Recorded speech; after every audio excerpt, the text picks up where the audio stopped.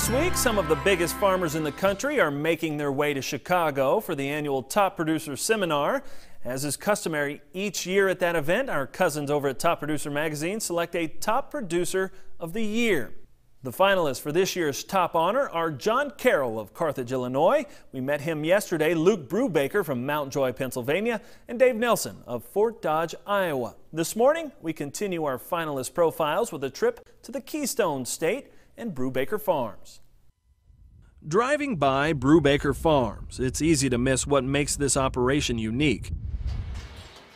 Sure, they milk 950 cows, have excellent herd management practices while raising nearly 800 head of replacement stock, and they keep their equipment in good operating order. But what you might miss from that windshield view is the farm with nearly 300 years of history. I was born in this house, this room that I'm sitting in where my office is right now. This used to be the butcher house. Growing up on the farm prepared him to take over in the 1960s. When my father retired, I bought his cows. He had 18 cows, and from there we went forward. Luke teamed up with his brother, growing the dairy to 200 cows. When his sons returned from college in the 90s, the operation grew again. When my boys came home from college, they thought we should grow from about 200 cows to 400 cows, and it seemed like that's where the profitability part could start. Over the next few years, the Brubakers added barns, added farms, and increased the herd, arriving at today's production levels. Beyond milking, the family farms 1,500 acres and finishes roughly 250,000 broilers every year for Tyson Foods. About 5 years ago, the team started looking for other ways to make money that didn't include adding more mouths to feed and cows to milk. The solution came in the other direction, from cow power.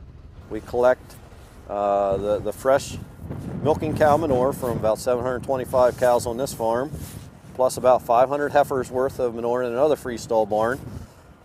Inside this, under the cover, we maintain a 100-degree temperature and we capture the methane gas coming up, and we pipe it underground over to our engine building.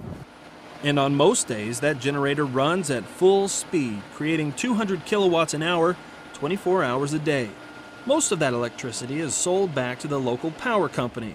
The dairy uses about 3% of its self-created power to run lights, pumps, and other peripherals. Even excess heat is captured.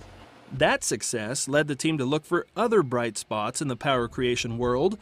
With so many barns and so much square footage on the roof, solar power was a logical next step. The Brubakers also offer public tours of their operation and have played host to international visitors interested in learning about the farm's cutting-edge technology. There's a lot of history to this farm, and so we want this farm to go down in history now as teaching people about agriculture and farms.